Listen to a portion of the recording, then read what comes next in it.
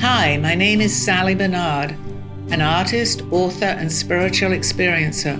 Welcome to Call Me Zena, a true story into the spiritual realms. Join me as I sit and discuss the journey of self-discovery, and with the help of my spirit guides, it's time to trust your intuition. Sit with me and call in live 888-994-4995 Studio A. And now onto the show. Hi, good afternoon, everybody. It's that time of the day on a Monday. Welcome to my show. We have a nice studio audience here. My guest Dawn, and my guest Freddie, and my very good friend Karen. Hi. We have a lot to talk about today, and I think we have quite a few questions from Karen and from viewers that have... Right, let's set it up. First Okay. of all, let's start with your book, and let's go in that direction. Okay, I'm going to have, because I kind of get into a trance, I have to get somebody to talk about my book, just for a minute, and then I'll be there. So Call Me Zena, you can find it at Author House as well as Amazon.com. Just scan the QR code at the bottom of the screen right here or behind us on the screen, and you can get a quick glimpse into how Sally got to where she is on her art, her journeys, her travels, and hopefully more to come. Hopefully book 2 is going to be coming out to the universe, Sally. Hopefully Yeah. book 2 I and actually your movie heard- are going to be coming out soon. And also, I am actually there, but on my website, I actually have, because it reminded me, you have a blanket here, which is very similar to what I have on my website. The blankets, anyone that buys them, or a Christmas present or a Hanukkah present, they carry the blanket everywhere. I have people saying, we won't get rid of this blanket. They put it around, and this is Florida where it's warm, and they're still carrying a blanket. So check out the blankets plus the art. And where do they find the blankets? On artbysallybarnard.com. I am definitely in another world. Okay, I'm there. So question time. Okay.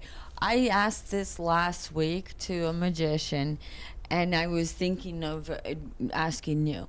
Why do we human beings try to be perfect? And what makes us want to be a perfectionist? And then when it doesn't work, we're like... Well, because that's what we're striving for. But what we're going to do, and we can go more into that in a minute, only I think that Freddie has some questions that he was just going to line up for No, us. but And then let's- definitely, that's a very good question. let's answer her stuff, and then we'll talk about Okay, perfect. what we're going to do. Because that will carry on to some of the things that happen to us. We strive for perfection, but we're not always able to do that, because before we come in to make this so that we can understand a little bit, we lay out a roadmap of our life, of what we're going to do here. And along the way, and I think we touched on this a little bit in the last show from what I remember now, is that we aim to do much more than really what we're trying to do, because it becomes very difficult once we're in humanity here. But we have people to help us, Karen. We can ask and call our guides in any time. But what we create outside of here before we come in, if we look at it now, it's very difficult, because we're aiming to learn more, because it's a journey. So if we, even in our subconscious, know that we don't know we've planned it, but what we plan is a little harder than we think once we're here. So part of us will say, well, I know I can do that, because somewhere we've figured out what we're going to do. But when we're actually doing it here on Earth, it becomes hard. But there's a voice inside us saying, yes, you can do it, you can do it. So we think that's perfection. So that's what we continue to do till we get perfect. But you know what? We make many mistakes along the way, and that's how we learn. That's what I was thinking. Nobody's perfect. Thank you for the question. Yeah. All right, now what we were going to talk about was having an incident that occurs in your everyday life. Something you don't plan, something that just happens. And then you'll sit back, and there's a meaning to it, and there's questions that you have about it and why it happens. You're like meeting you. We met you on Ken's show, wasn't it? The Love Show. And Giovanni's killer's trial was going on at that time. going on at that time. And then you sit back and you try to figure out why things happen. How do the things happen? Does this thing lead you to another answer to a different question? So we took a survey and some people wrote in some of the incidences, and they want to see if you can figure out why things happen. Right. And you can call in also. What's the number, Sally? 888-994-4995. You see, I've got that in my muscle memory, You got it. in my brain memory. Okay, Jackie Wilson from California wrote in, I saw a shooting star across the sky and wished upon it.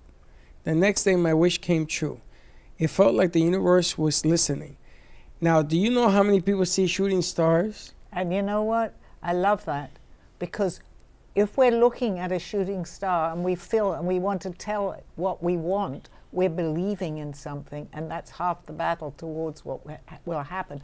Because if you don't believe and you just do it, well, people can still do that, but just the fact that there's a shooting star coming towards us, you make a wish or you want something to happen, you're believing it at that point, because otherwise you wouldn't be talking to, well, you would, but if you have that belief as you're talking to it, I'm not surprised that. But even if it doesn't happen, should you have belief? Well, all the time, but that's a good way to wake up to some belief, because if you're looking at us, like I talk to my guides, anybody can talk to their guides, but if it's usually sometimes you talk and you just remember when you have a big problem and you say, help me with this problem, if it's whatever your belief system, God outside of yourself, you ask for that. But we can do that continually as long as we believe. Then right away, because we're human, we want proof right away. But that doesn't always happen, because things lead up to something, which again, because I'm where I am, I remember my last show. It's a situation and circumstances that follow what we believe. It may not happen in our time immediately, because there is no time on the other side. So my answer would be to continue asking for what you're asking. Sometimes it can be immediate, but if you have something like a shooting star, getting back to the question, you're more aware that something might happen because you're asking something, no matter what it is at that particular time. And that actually is, it happens that way. We can manifest if we truly believe. And I keep saying, we're here, aren't we? We're here. How did we get here? Think about that. We manifested this. There's much more to that, because I believe also, if some of our viewers listening, I'm sure will maybe understand that this is an illusion, which I'm getting deeper and deeper to understand that today. So the more you believe that, there is nothing, absolutely nothing, that I'm going to say that you wish for, if you believe it, will come about. But it may not be immediate. And if you stop believing it, it may not even happen. But it's there. Once you voice it, once you talk about it, you've already, in your mind, you are now manifesting. Absolutely. And you hear people say, even with illness, it's hard, because people that are going through certain things, they say, well, I can't make myself better. But if you believe that you can, you truly believe that you can make yourself better, you say, I'm making myself better. Look what's happened now. Look at that. Look at that. There are many, many things. You talk to doctors. They'll say, I don't know. It was a miracle. They call it a miracle. The miracle is us creating that miracle. And it's so important. And I feel that I'm being talked to by my guides to talk about this a lot, because we can all do this. We can all do it, but we just have to change our mindset a little bit and believe in yourself. Believe that. Negativity is there for a reason, and you can't keep saying, well, this keeps going wrong, this keeps going. There may be a reason in the beginning that it's going wrong, but you can write that. Once you recognize that and don't continue along that negativity and say, I remember what someone told me. It doesn't have to be me. Anyone that's positive will talk this way. Just believe that you can change that. You can change it immediately, actually, by your mindset. We are our best healers. 100%, Karen, absolutely. But it'll only work if you believe it. It can happen because somebody else, you go to faith healers, or Reiki, because they believe that that person can cure them. That person believes they can, but it's only half the battle there, because the person itself, whoever it is, may say, well, I'm going, but it probably won't work. Or many people go hoping or believing that it'll work. It works. There are many situations. Doctors see it all the time. They take x-rays of someone. That person has this belief. They can go back the next day and whatever, tumor or whatever it is, isn't there anymore. How in the world does that happen? How did we get here in the first place? That's so important to put that in your mind and think about that, because we're a miracle in ourselves, just being here, be it an illusion or whatever it is. The fact that we're just sitting here, how did that happen? You know, we don't think enough about that. We can say, oh, well, that's the way it is. Yeah, there's a million answers, but it really doesn't explain too much. We need to go within ourselves to explain that. How is it that people come in tune with their hero in them? Well, and that's a good question too, because there are many different ways, but I truly believe the harder your path in this particular, in any lifetime that you go through, you're waking up more, because people that have, and I mentioned this before, that like have a rock bottom and they hit rock bottom, there is only one way to get up again, right? So yes, it can go the other way, and obviously that happens too, but if you begin to believe there's something, just say, greater than what I am myself. It doesn't matter what you believe. It really doesn't matter what you believe in, because everybody has different views on what they believe in. But as long as you believe that there is a let's call it up, you can get up and you can be who you really are. And we are so capable of so many things, that as long as you believe that, everything begins to, I mean, yes, of course I have problems just like everybody else. And I forget this, but helping me, how I help myself by doing this show, to remember a lot of the things who I may have been or what I have achieved. And when I see other people do that, it reminds me too. You're a good example of that, Karen. And hearing you say that, when we've had other people here, they say we choose our parents. And, a child's life from 0 to 18 is the parents' responsibility. And most parents want their kids to be good, well-educated. But what about the kids that are hurt in their childhood, and then they can't find or hear that voice as an adult? Well, that's also a good question. I mean, there are many ways that we could answer that, but from what I believe is that we choose, the harder we choose, the more likely we have the possibility of waking up to something greater. So if everything is going okay in your life, then you're not going to necessarily reach out and say, oh, I'm having such a perfect life and I don't need to, it's like, I can't say there's no fun in it, because it's horrible to go through all these horrible things.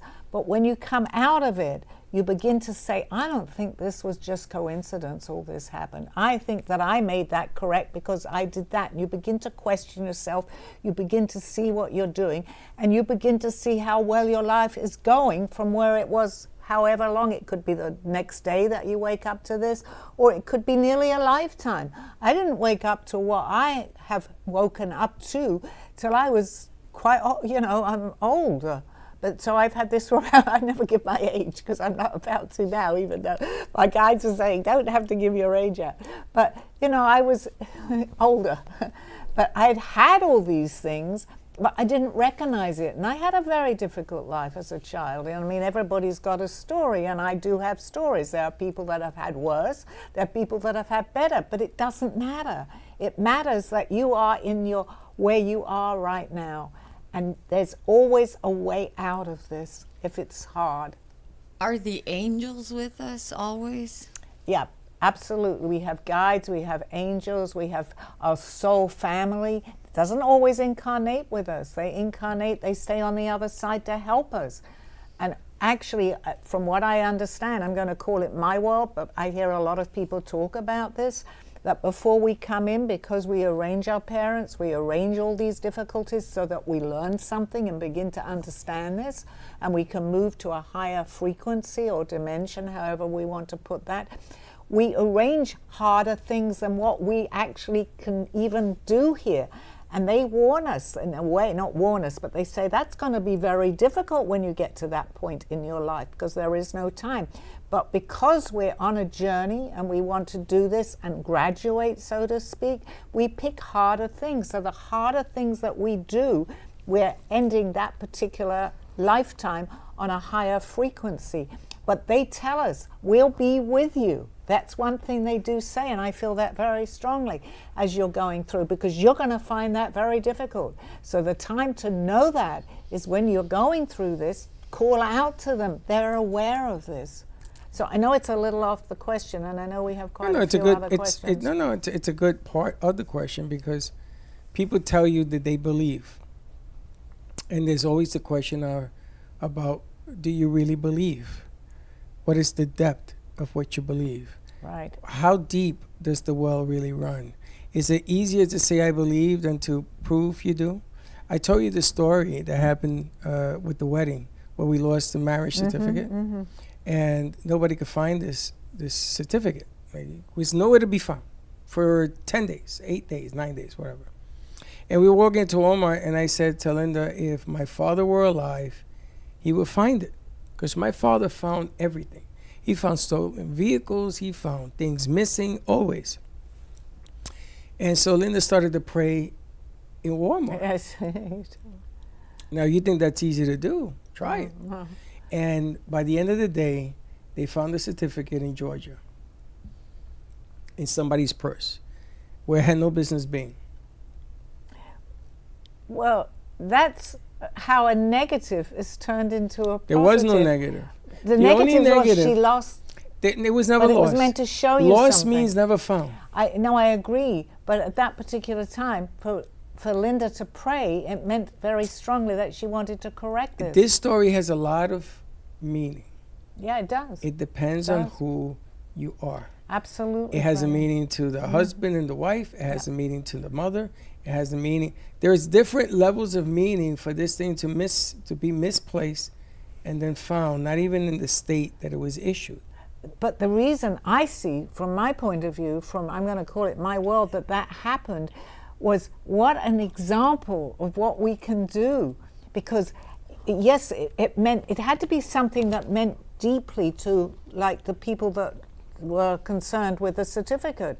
So it was enough for Linda to reach out because it was so important. So it had more meaning because it was important to find it. And not just where the wedding was. It was in another state. How can you deny that? So what they do is they show us things that really, in our world here, has a very strange, how do you believe that? But when it happens, it just opens, what it does, it just lifts your vibrational energy just that little bit more to say, you know, there has to be, in my mind, something going on, because how does that happen? How does that happen? And all these things that happen, if we question how does that happen enough times, well, now we're taking notice of it. Because had that not have meant that much, look how many people, Freddie, you've told that story to. They're telling me this very strongly now. Look how many people are going, oh my gosh, look at that, see what happened. It has to be something that, well, it can be the smallest thing, but something more relevant that is at that time a negative is turned into a positive. That's what I was actually trying to say. I tell you, an inch of faith can give you a mile of belief. Absolutely, absolutely. And that's how we begin to wake up to this. It's you know, we can call we're dreaming, because if you think about it, we're a long time sleeping here too. We're not awake all night long and all day. We spend a lot of time sleeping. So where are we going in our sleep? This has also come very much to me.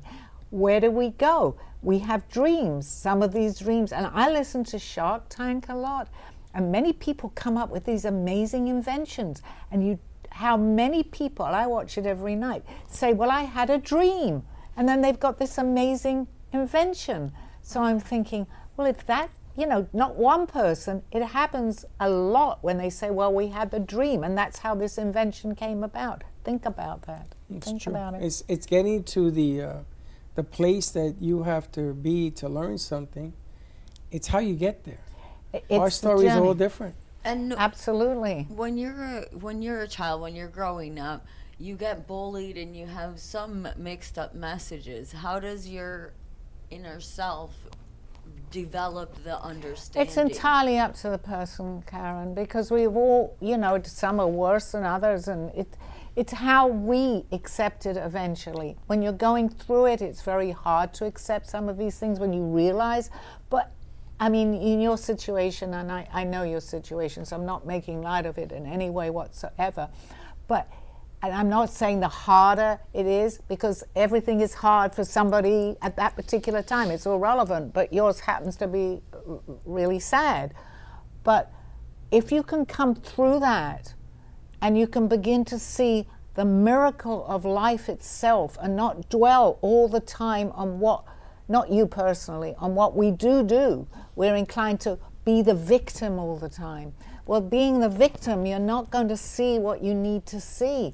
You need to say, okay, that happened, and keep yourself completely in the now of what's happening, because now is the time to change it. Everything, no matter what it is, we can do this.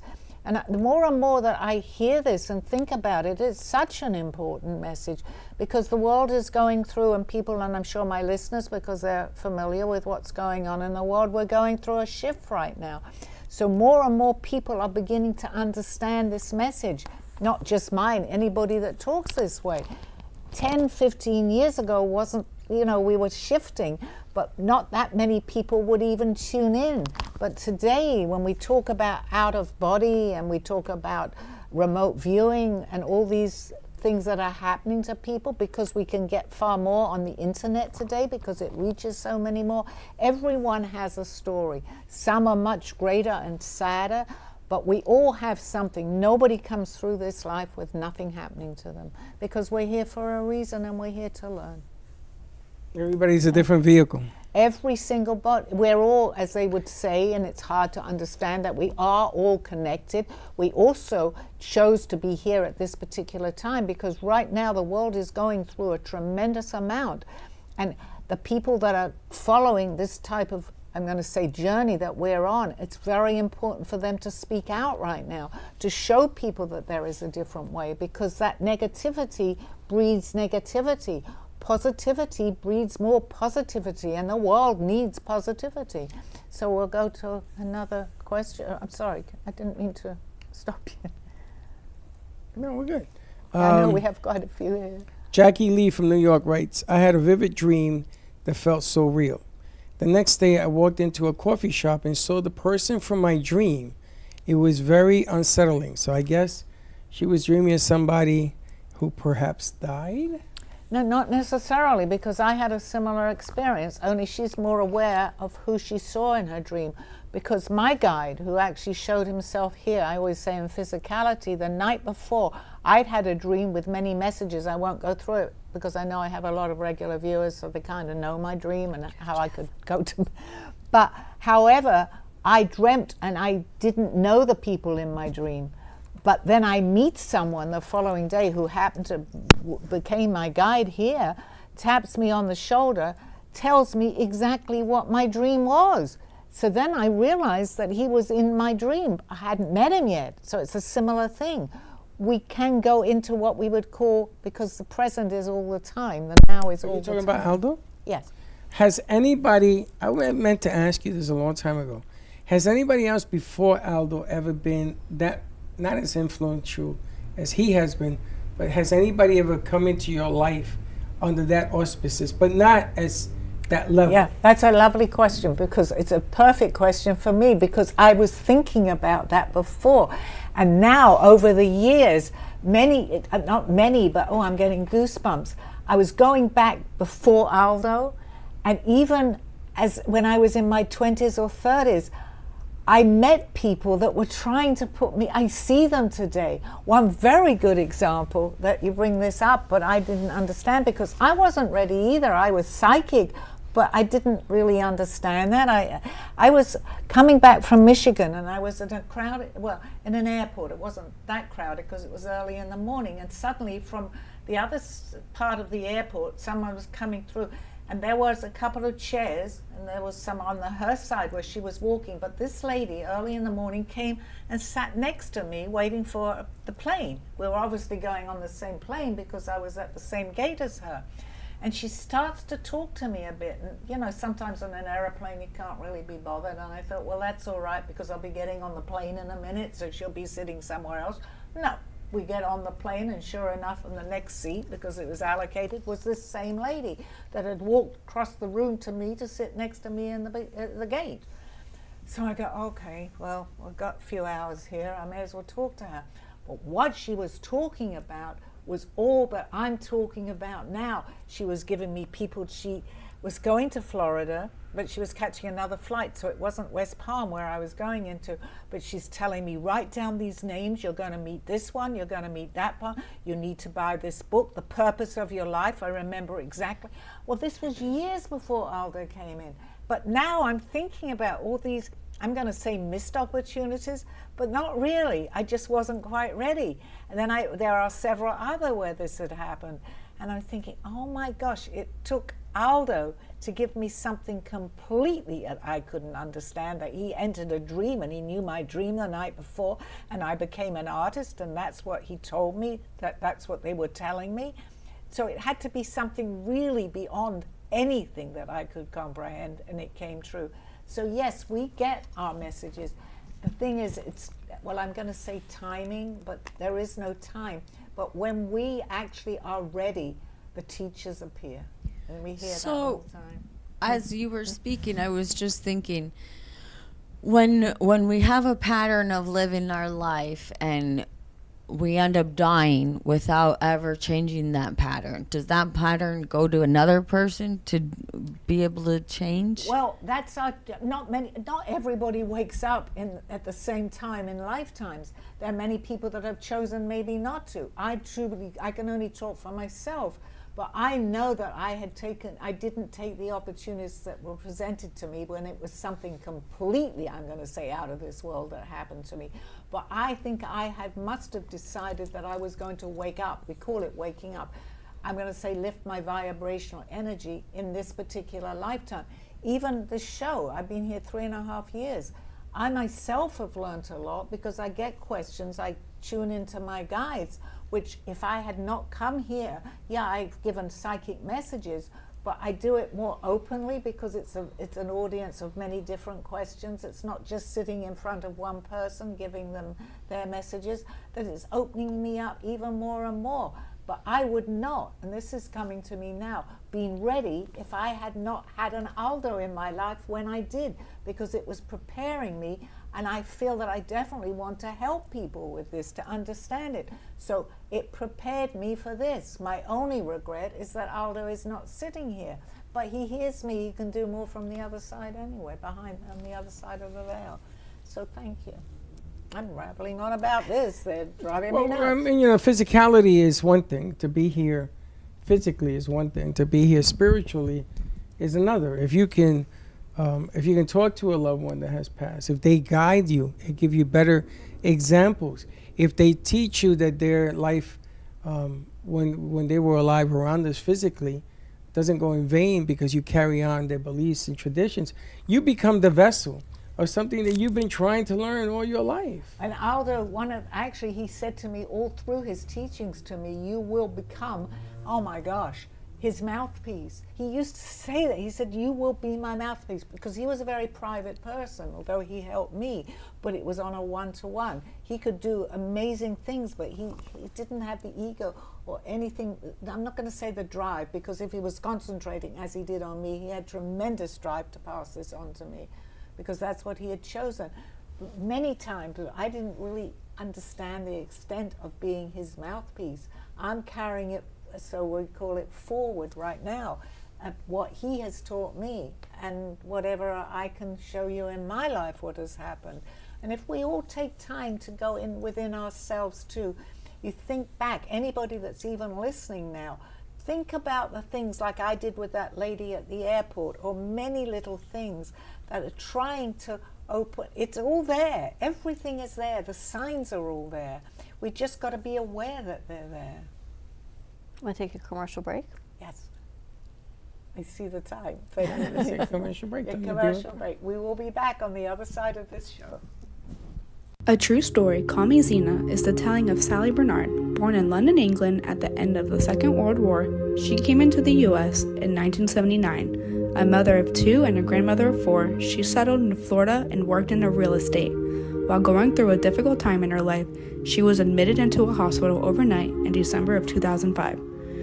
While settling back into her life, she began having vivid dreams and documenting them. By the third dream, a lady gave her a message to draw. With no artistic background or interest into art or history, Sally listened to her dreams and grabbed a paper and crayons. Today, she has over 150 pieces of inspiring art and poetry. This book follows her journey and interpretations of these messages. She describes in detail how she is able to astral a project and who she has met along her travels, including her spirit guides. This book will show you how anything is possible with an open mind. These events have changed Sally's life and direction, and this book will show you how to change yours. Purchase Call Me Zena on Amazon today, authorhouse.com and amazon.com. Thank you for joining me through this journey of self-discovery with the help of my spirit guides. I'm Sally Barnard, and you can find my book at authorhouse and amazon.com or visit my art on my clothing in my boutique at artbysallybarnard.com. Now back to the show. Hi, welcome back to my show. More questions coming in.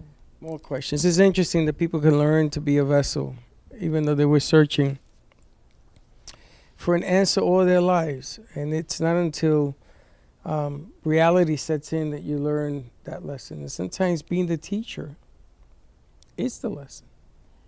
Being the teacher is, yes, because we all have teachers and we all can become teachers. It's a process.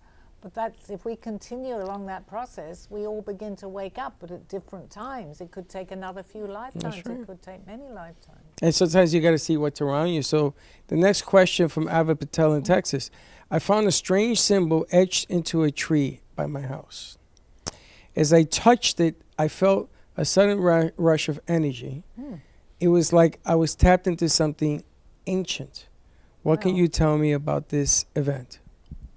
Well, it's hard for me, without in communication or getting vibrations, but you're just telling me from what I feel that it could be. It was a sign. We were just talking about signs. It was something left over. Someone had carved something, I believe, in the tree, but from a long time ago, because a tree is going to hold that energy. Actually, the tree is holding the energy of what they did. So by touching that person was able to feel that energy within their body, because it has imprint. The word is imprints. We all touch things and they leave imprints. But a tree is that tree has been there a very long time. So trees have feelings too. I mean, it's hard to understand that, but it's true. So that energy was still in the tree. Well, Dawn, it's interesting because some people look for a physical sign. When you walk into a place or you go to church or synagogues or different temples, and they feel like that is the physicality of their belief. And sometimes you find a tree and you touch, it's etched. And in that etch, there's something significant coming to you from wherever, whoever, whatever. So there you have your physicality once again. But again, it only works if you believe. But sometimes we don't have to do anything, but it's up to us. But we wake up to that. Being an empath, Dawn, as you are and as I am, you're going to feel a lot. Sometimes it's good, sometimes it's bad. I'm not saying we're all empaths, but we're all capable of feeling something. You can walk into a room and feel it, and maybe it's a little off or something, because we all what it is? We all transmit. Everything is energy. So we're transmitting that, and we're conductors of that energy. So if there's a lot of negativity around, and this has happened many times, you walk into a place, or even in your home or wherever you are, into a store, and there's been, even if someone else has been there and it was negative, that imprint, and Alda used to tell me about that, you sit on that chair, and if that person had been extremely negative, you're going to feel it. So we just pick that up as humans, because we're energy, and they're leaving part of what they were going through on that particular chair. You can just say, I feel off, and you don't know why you feel So how do you go through life as an empath, picking up people's energy and actually trying? With a lot of difficulty. Thank you. Yeah. And then why do you do it? Why do you acknowledge the difficulty? Choose it. It chooses you? Well, I say we don't choose it, we're unaware that we chose it, correct? So I used to, even as a child, if someone had gone in and cleaned my bedroom and everything was in the same place, I felt that even then someone had cleaned my room. I just knew something or somebody had been in that room. There are certain people that are more in tune with that. I think we choose to be that way. We don't realize it because it's not easy. But if you're an empath, you will pick it up. That had to be a choice that we made, I think, to come in. Are there people that aren't empaths that can actually walk into a room and not Yes. be changed? Absolutely, because they're not feeling that. They're not in tune with that. That's why I'm saying we must have picked that we wanted to do that. You know, you can talk to someone and there's no reaction. They just don't have any reaction. I never, ever, even from a child, like loud noises. I mean, I just didn't like anything loud. I would cover my ears. I never liked fireworks. And I thought I was very different. Even as far as if I went to a show, a play, and they were going to have a fight with a gun or something that really wouldn't go off, I would have to walk out. I just scared me tremendously. So I've had this all my life. You're born an empath, I believe, and it just comes more and more as you get older, but you're able to accept it more because you know what's happening. As a child, you're not sure. But for me, Sally, it gets stronger the older I get. The harder it is for me to be anywhere, to walk into any room, to sit on somebody's sofa and wonder why I come back all disjointed. I totally relate to that, Dawn. And the harder as you get older, maybe we're getting in tune with it more and more and more. And it's very difficult. It's very difficult to be in a room that people, maybe they don't like you, or maybe they just have bad energy. I can't do that anymore. But as you get older, you can stick up for yourself and say, I'm sorry, because you're admitting to yourself, I've had this all my life, I'm done with this, I'm walking away. I don't suggest that people do that all the time, but you know what is more important than anything? That we protect ourselves too. I mean, you're not going to necessarily do it rudely, but you know that you have to do something. You're not going to shout at someone because they're giving you bad energy, but be aware that they're giving you bad energy, and you don't put yourself into that same situation again, no matter what it is. But go ahead. As a trauma survivor, I feel like everything we think of and everything we manifest, it comes about. So, like, I was stuck, and I didn't know I was stuck until I recently had an eye-opener, and I'm like, okay, Here is the answer to your question. You actually gave the answer. Because, and I often, when people say, what do you mean negativity brings forth positivity?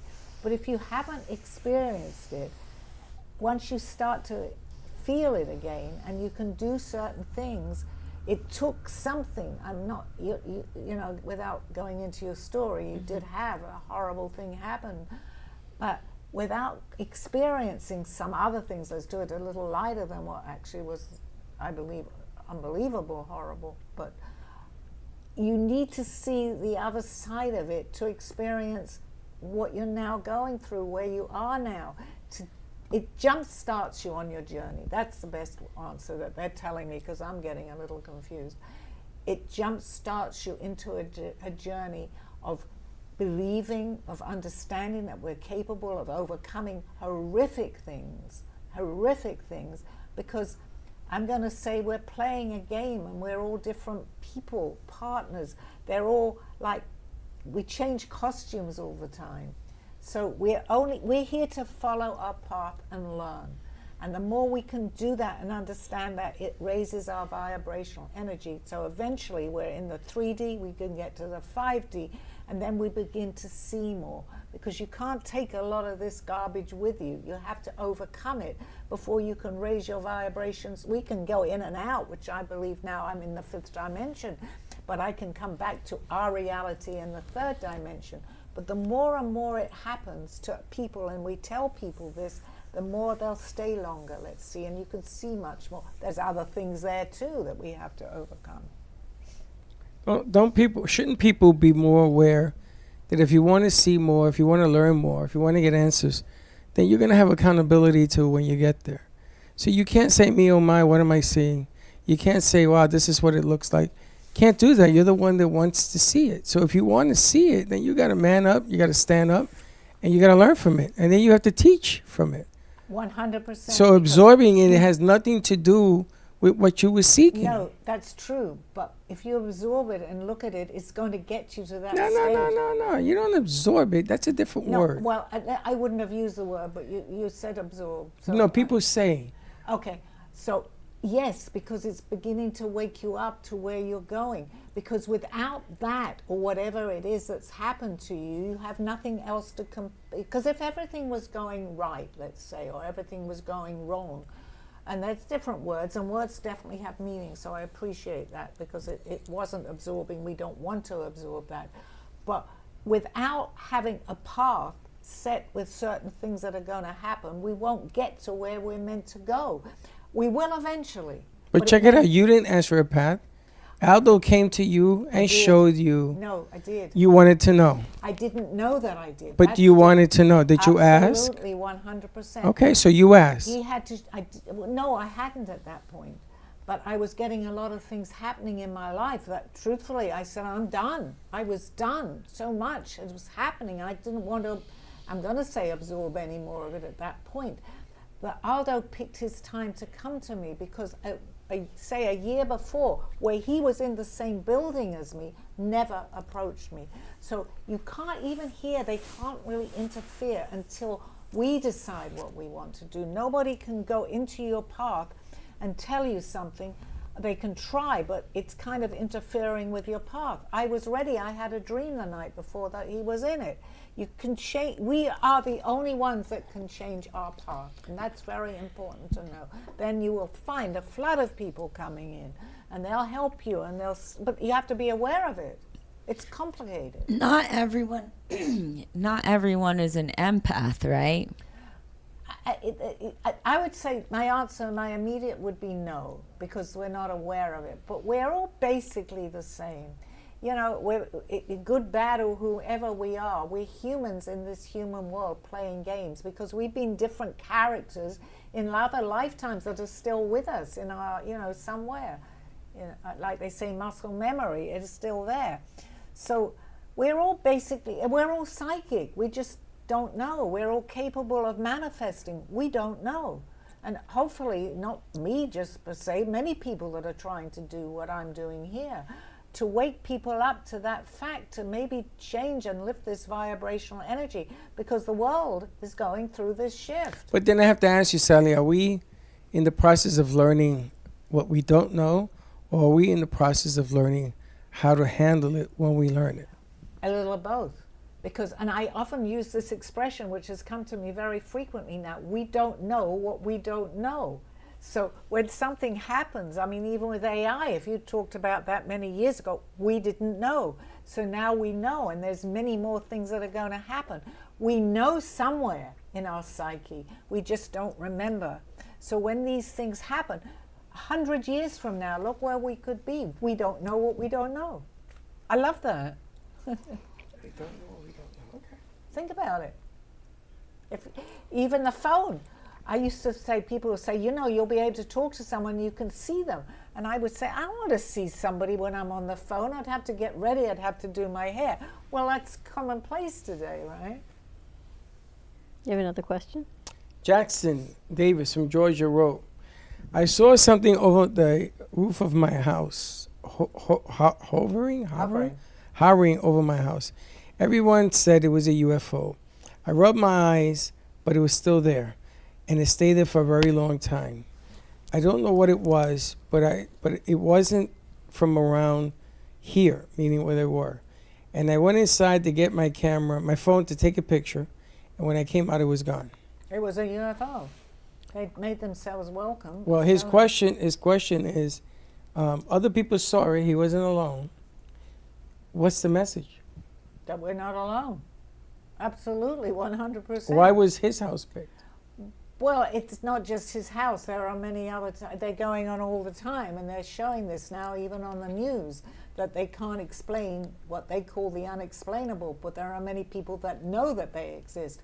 He happened to see it. He also had witnesses there. He got his. Well, today many more people have their phone ready. So I'm seeing many things happening that is in real time. That is absolutely happening. We are not alone, and that's another show. Maybe we'll do that next week.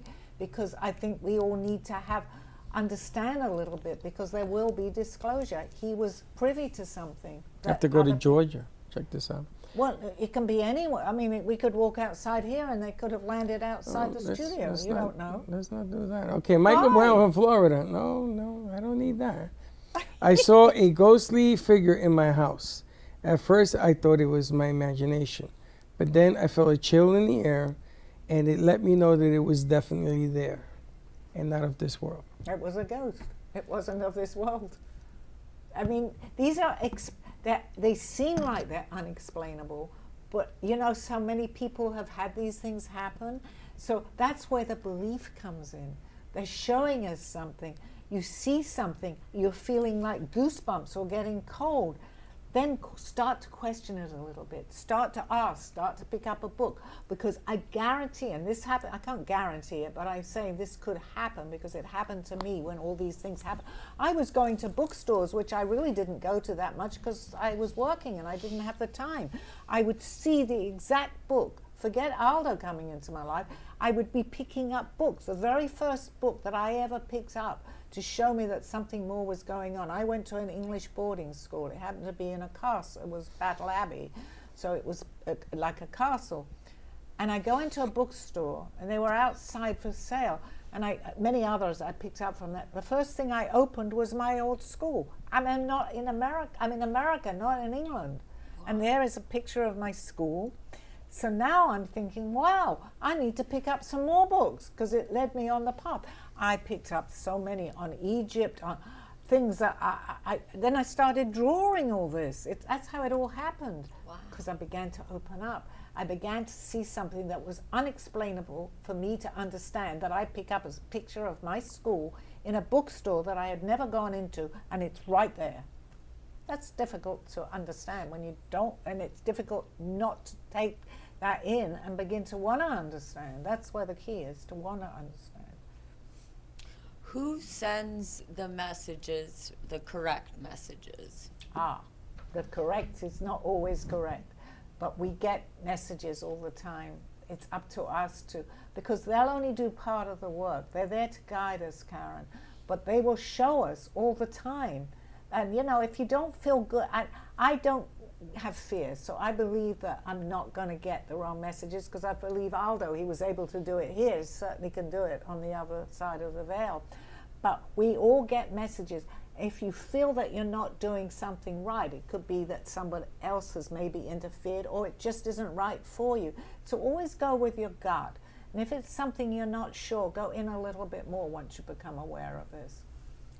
Because there are, you know, there's negative and positive even in the spiritual world. Protect yourself. So my question then is, are they leading, or are they just showing you example to path? Because you could be living your life doing something, like you walk down a street and something tells you don't walk down there. So that could be telling you, okay, that's a path not to take. Right. So you switch over to this path. So they're guiding you on your decision making, or are they guiding you on making decisions? No, they do a little of both, but they can't interfere with our journey. So they do both. It's up to us. It's still up to us because it's our journey, but we have helpers. And once you know that, we have free will. So they can't really say no and put something totally there that they shouldn't be doing to put you on another path. But they'll show you signs. You'll have synchronicity going that way. So you know that you're on the right track because of our free will. They guide us. They can't interfere 100%, because otherwise we're getting off what we've chosen to do. But they're certainly there to help us all the time. So is nothing a coincidence? Nothing. Absolutely nothing is coincidence. Good, bad, or indifferent? Doesn't matter. That's my belief, and many people that feel like I do will say the same thing. Nothing is coincidence, good and bad. It's put in our path for many different reasons, and that's hard when it's been difficult to even follow that. Of course it is. But you know, we all end up the same way. There's so much more. So we're in this big mess together. Olivia Martin from Washington. I had a conversation at a dinner party with someone who seemed to know my deepest secrets. Later, I found out they had just moved into the area and didn't know or couldn't have known of me at all. Well, there's a couple of reasons for that. Again, we had said there is no coincidences, so that was a synchronicity. This person possibly could be psychic, and they were voicing a little bit, which, you know, it's good and bad to do that because they can scare that person away when you know a lot about somebody, because if someone is psychic or intuitive, they are going to know that. It's different ways to let somebody know if you want to help them. But that person was there for a reason. Good, bad, or whatever. Well, it isn't weird to go to a place and meeting people for the first time, and the next thing you know, they're telling you their life. Well, that's no different than if you go, like I think I brought up the other week that I went, someone read my palm. Within 2 minutes, this man was telling me exactly where I was in my life, what was going to happen, and where I had my life, what had happened. So the people. But was he right? Yeah, 100%, 100%. And there was only a 20-minute reading. I'd never had my palm read before. And he looking at a line, which I say, and I will say this because it taught me something too. And I should know all this because Aldo knew who I was and where I was going. It's destined. Whatever, we can change it because we have different timelines. But whatever we choose on that particular timeline is what we have worked out. Because he came into my timeline, if I had not have wanted or liked what he said, we don't know we're doing it, but we switch another timeline, and that timeline is the same as where that should be. It may not be the same exactly as this timeline, but we are capable of doing that. Yeah, and today, people that talk about timelines, which they never did all those years ago, people are very receptive to this today, right? I mean, well, not everybody, but the people that are seem to understand much more than they did 15, 16 years ago even. We're in like the making of it, the history in making. Like we are 100% in history making right now.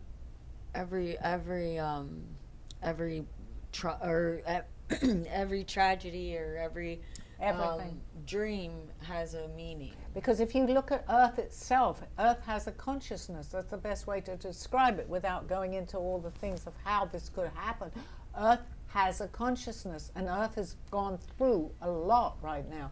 Now, there are other places in the universe here, many different places, but right now this is where we are. And, you know, a lot of bad, I'm going to say negative, whatever it is happening. So something has to change. But if you go back, and I was reading and listening about this, the Mayan calendar said we started to change, I believe, in 2012. So gradually now, we're 10 years on past that.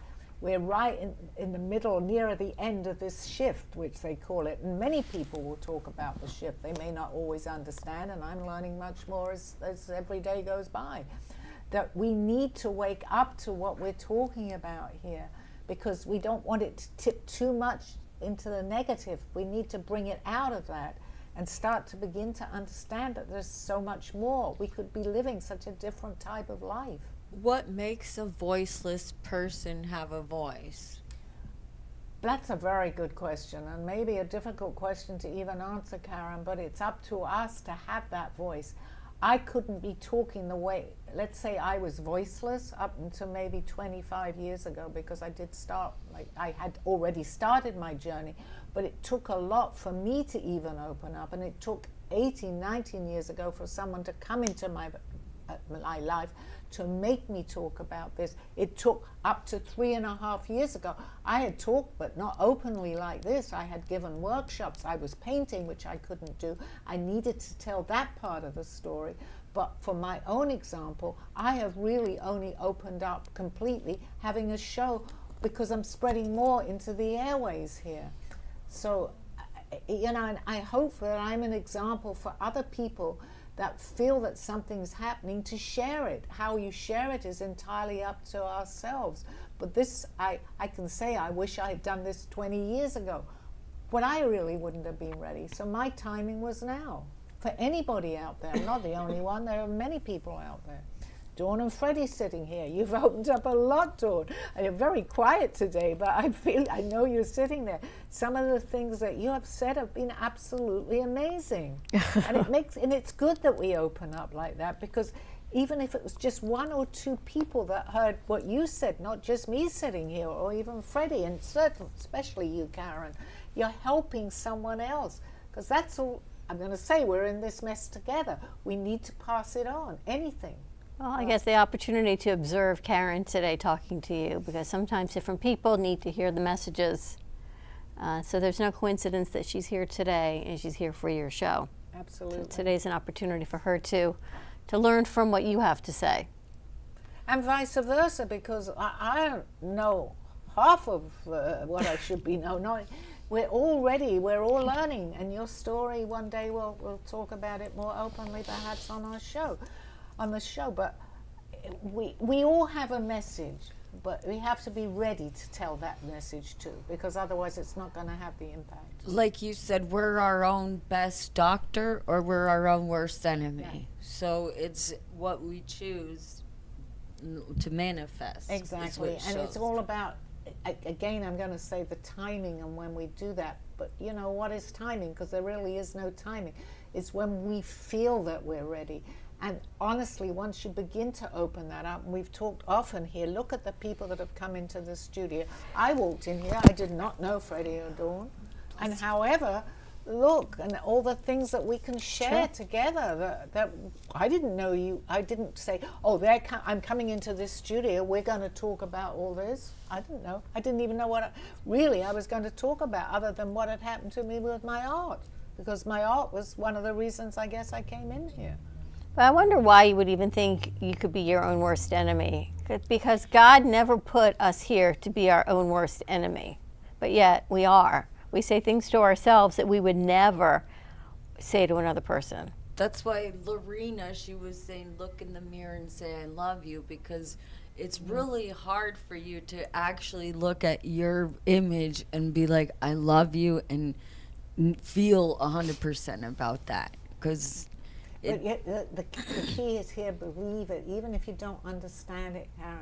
If you know that standing in front of that mirror and you just speaking it, you know that there's something there, and just keep saying, I love you, I love you. And words have tremendous impact on us, actually. Even just anything negative will have a negative you don't have to believe it in the beginning. You have to, eventually you'll open up. Even if you don't understand it, you will begin to believe, because once you start this, things happen. There's no way to deny it. I feel like in my process of life, I've been a butterfly. Could I be that? Like, is that something I chose as a little girl? Well, well, no, because we are animals. But that symbol of a butterfly is very important to you. I have the stupidest thing. This is crazy, but you guys know this. Whenever I seem to go into a restaurant, there's always a fly. Even today. Last night, was there a fly? Was there a fly maybe last? But it's become over the last 3 or 4 months. I sit down, usually with Steve, because we go out for breakfast, and the fly will land on his head. He hates anything like that. But it will land near him. Get rid of the fly. But it's like something or somebody or whatever it is showing us in the form of a fly. Because a fly it wouldn't be flying around if it didn't have some sort of consciousness, right? Right. Everything has actually a consciousness. We're just not aware of it. I mean, everything that I'm learning. You ready to wrap this up on this train of consciousness and thought? Yeah, I'm still able to drive home. I'll fall asleep. Okay, guys, that's great. Please tune in next week, and please buy my book. It's on Amazon. I'm able to do this. I'm going to. It's on Amazon and Author House. And my art, Sally Barnard. My God, I'm still in my...